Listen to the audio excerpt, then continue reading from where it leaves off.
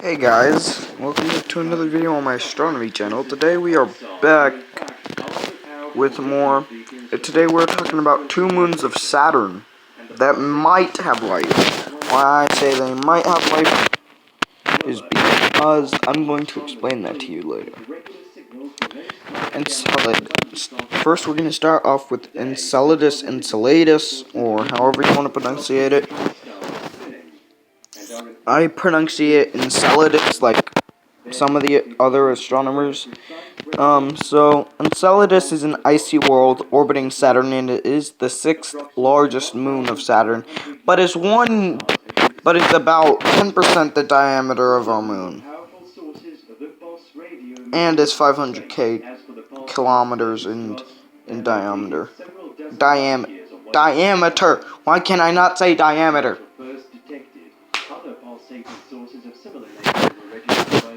But at noon, this temperature on this icy body reaches negative 198 Celsius. Far colder than a light-absorbing body would be. I am going off the notes I have, not Google, so yeah, that's why I'm not showing you the other half, because my notes are there. I have entire stick notes. Despite its small size, Enceladus has a wide range of surface features, from heavily cratered regions to young tectonically deformed terrain. Now, what makes this moon so exciting? Well, the answer is Cassini. Why Cassini? Well, during its trip to Saturn, or while it was in Saturn, or orbiting Saturn, it noticed some plumes coming from Enceladus.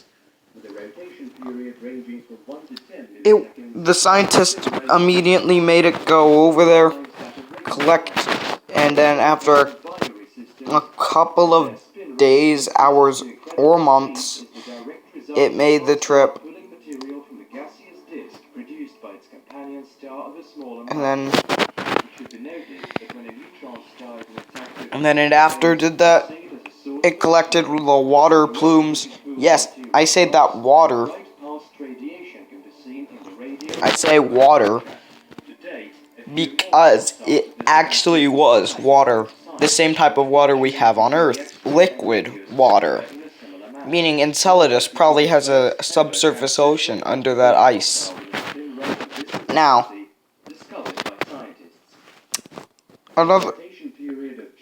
Enceladus was discovered by William Herschel, the same guy that discovered Uranus, on August 28, 1789, during his first use of his 1.2 meter 40-foot telescope, then the largest in the world, at the Observatory House in Slough, England.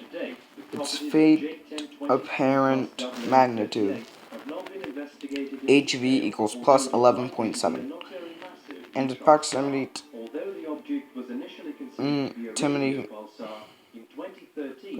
to the much brighter Saturn, and Saturn's rings make Enceladus difficult to observe from Earth. Smaller telescopes, like many satellites discovered prior to the space age.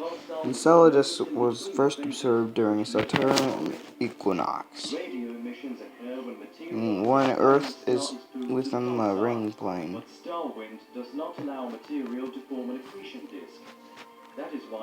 At such times, the reduction of the glare of the rings makes moons more easier to observe. Prior to Voyager missions, the view of Enceladus improved a little from the dot observed by William Herschel to only its orbital characteristics were known, with estimations of its mass, density, and albedo. What is albedo? you ask? I'm pretty sure.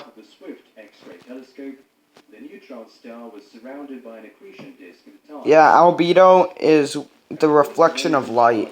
The pulsar may have started to flare up in the optical band due to electrons in its magnetosphere when these electrons' speed was close to the speed of light. Enceladus was named for the giant Enceladus of Greek mythology. The name, like names of the first 7 satellites of Saturn that were discovered, was suggested by William Herschel's son John Herschel in his 1847 publication results of the astronomical observers made at Cape of Good Hope. He chose to name Saturn's eponym known in Greek mythology as Kronos, as the leader of the Titans. Now you know why Enceladus is so important. Also, let's go over this again. Enceladus has liquid water, the same type of water we have here on Earth. It is smaller than our moon and is the 6th largest satellite of Saturn.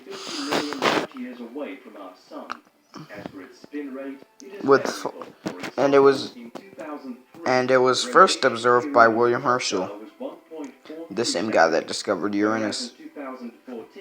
Now on to another one of Saturn's moons, Titan. Well, yes.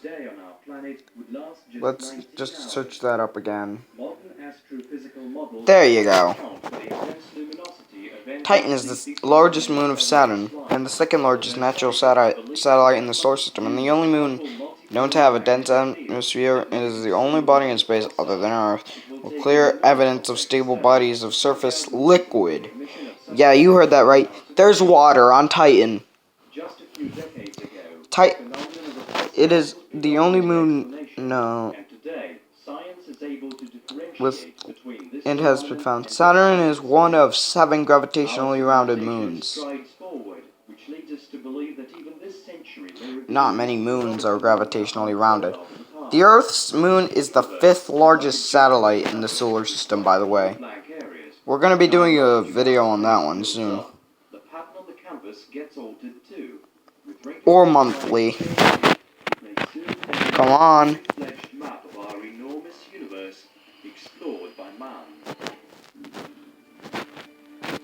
To Wikipedia. Titan is one of 7 gravitationally rounded moons that orbit around Saturn, and is the 2nd most distant of Saturn of the 7. Frequently described planet-like moon, which means Titan is a moon with the size of a planet. You heard that right. The size of a planet. Size of a planet.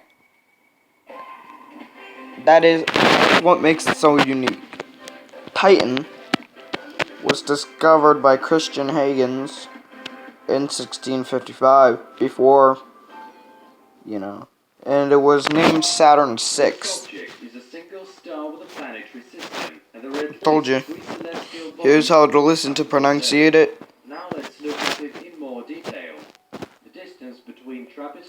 No, that's my notifications, not my. So, okay.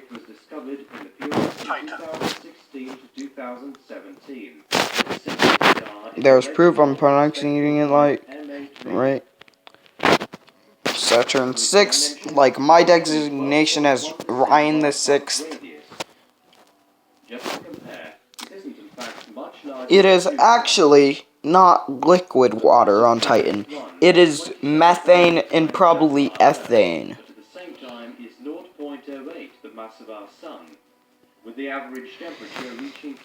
And a bit of ammonia. The first trip to it was the Cassini-Huygens probe mission in 2004. They found lakes in its polar regions, namely the caps, where our ice caps would be on Earth. It is not largely Haha! The route Victory! was largely following the discovery of its planetary system back in 2016. It has wind and rain. Yes. Also, you would not want to live on Titan because you'd have constant migraines if you lived there. Yes. Constant migraines. The planets were initially dubbed TRAPPIST-1b, TRAPPIST-1c, and TRAPPIST-1d.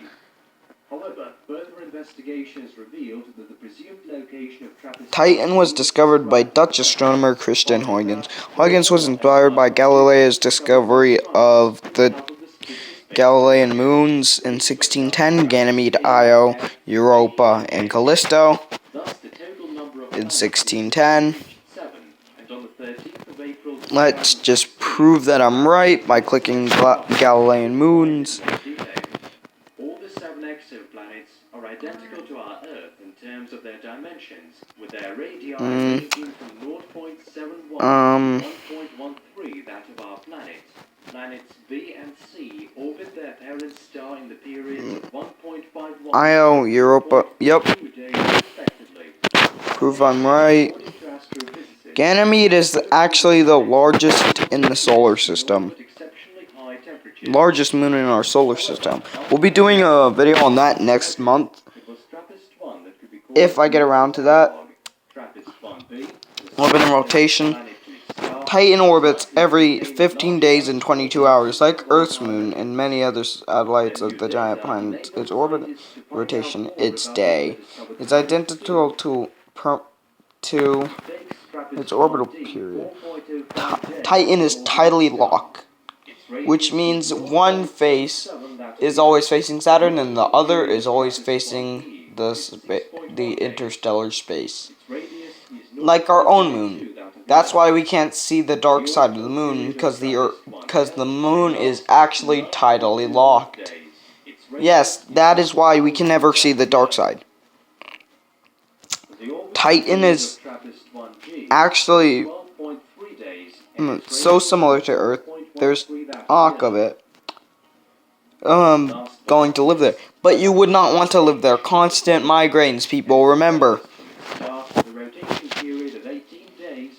Titan was formed through co-accretion, which means it was most likely formed,